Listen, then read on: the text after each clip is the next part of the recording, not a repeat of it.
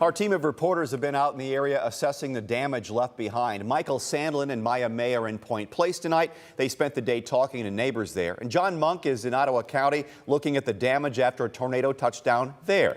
We begin first with Michael Sandlin. Michael, talk to me about the extent of the damage you've seen in that part of the town. Well, Dan, while the Lucas County Auditor's Office still hasn't priced out the full extent of the damage here, I visited individual homes in the area that local tree companies have already said will cost 50 grand just in tree repair. Now, it's something that dozens, if not hundreds of residents in the area have suffered similar damage, with crushed cars, ripped siding, and downed tree limbs a common sight here. Homes, storefronts, nothing was spared from the funnel cloud. People that were at home at the time tell me it started with the sky turning an eerie blue-green, and then a sound similar to a train. Then the strong winds kicked in and homes were battered with debris. I spoke to one family who watched some of that debris make its way inside while they were ducking for safety.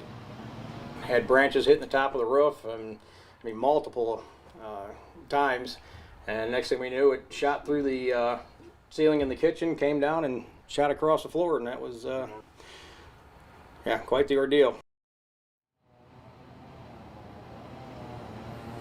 Now, between calls to insurance companies, people in this area are teaming up together to clean up broken glass and use chainsaws to tear apart those broken tree limbs. But they also tell me that power is still out in this area, expecting it to come back within the next 24 to 48 hours. Reporting at Point Place, Michael Sandlin for WTOL 11. Michael, thank you. And Maya May continues our team coverage from Point Place. Maya, a lot of people are out there cleaning their own neighborhoods and helping each other. What's been their reaction today? Well, after the fear, many of the people I've spoken to decided to jump in and help out their neighbors. Neighbors are going door to door to make everyone here feel safe. The storm took down power lines, trees, rooftops, and the rooftop of a ProMedica building close by Riverbend Apartments.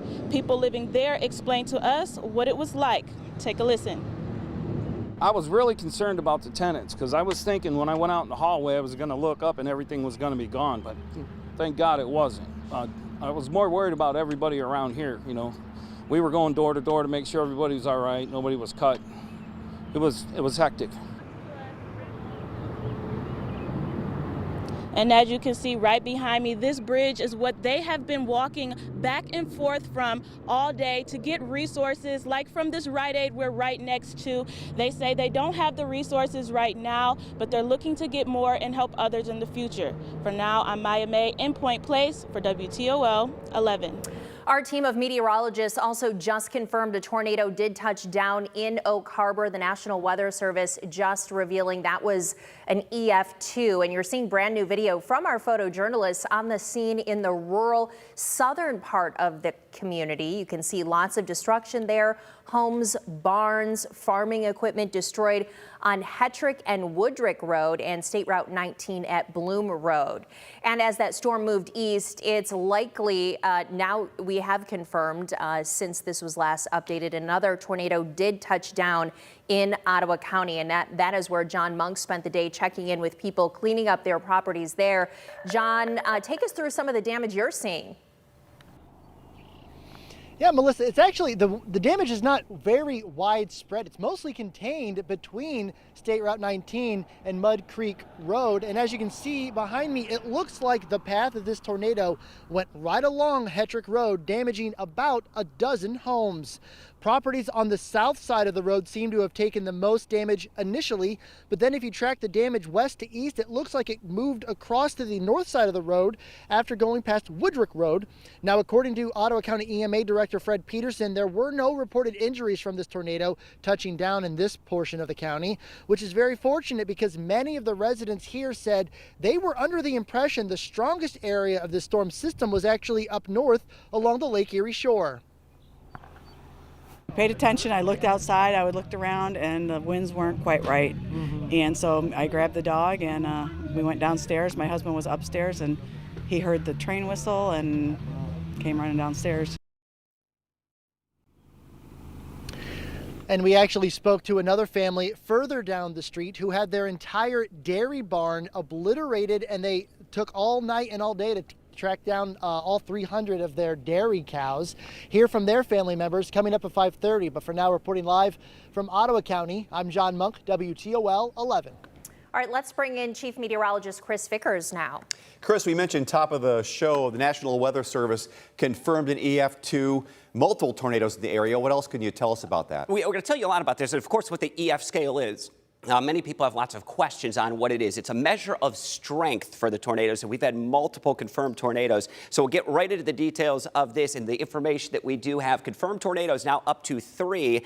In EF1, which was near Detroit Beach, that one was the first of the tornadoes to occur. Then after that, 2 EF2 tornadoes. Of course, the one in Point Place, a high-end EF2 with winds up to 130 miles per hour. And at one point, the tornado was about 3 football fields wide, about 300 yards. And EF2 as well, that was just confirmed moments ago. That one near Oak Harbor. That one also a high-end EF2, which had winds up to about 130 miles per hour. Now, I fully suspect we may get a confirmation of another tornado out towards Sandusky County, northeastern Sandusky County, and I'm highly confident that when the survey is done, we will have confirmation of another tornado that was down there toward parts of Huron County. So lots of activity that occurred. Let me rewind the pictures. This was Doppler radar yesterday evening as that strong supercell storm came across the area, Point Place, right along our lakeshore, interacting with a lake boundary. In fact, I could get a little bit closer to this, and one particular supercell storm that did produce that tornado, an EF2 tornado here in Point Place.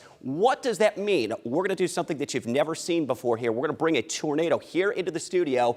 What does an EF scale actually mean? So starts with an EF0. That's the lowest end of the tornado spectrum. Winds would be less than 85 miles per hour. When we get to an EF1 strength, damage can be considerable. It can knock down power poles, knock down tree limbs. Things get blown over. When we get to an EF2, this is when damage becomes more severe. And this is when we see the transformers that will topple over. Perhaps windows are blown out. And even roofs begin to lift off at this point. And then once we get to an EF3 strength, that is when that damage really gets severe. Roofs are blown off. And of course, that scale continues to go up beyond this. We're fortunate we didn't see anything beyond EF2 because that scale goes up to an EF4 strength and even beyond that, where the damage can become catastrophic with the strongest tornado. Yeah, an EF5 that can loft cars, blow houses away, and send objects absolutely flying. So that is the EF scale, the breakdown of what we saw across the area and what we could have experienced. As it stands now, EF2 strength was the strongest tornado that we saw. Melissa, Dan, send it back over to you. All right, great visual there, Chris. Thanks. Well, thousands of families and businesses are without power tonight. This is a look at the first energy outage map as it stands right now. More than 5,000 people are without power in the Toledo metro area and in Point Place. Fewer than 100 in Sylvania and Oregon. According to the website, it is unclear when power is expected to come back on. There's also a travel advisory right now on the Ohio Turnpike because of last night's severe weather. Westbound lanes are closed in Sandusky County due to down power lines at milepost 94. Yeah, you can exit at Toll Plaza 110, Sandusky Bellevue, or Toll Plaza 118, Sandusky Norwalk. It's unclear when the westbound lanes will ever reopen. Now, we reached out to the governor, Mike DeWine, to see if he plans to visit the area to assess the damage. They got back to us quickly and said at this moment there is no trip scheduled to Toledo.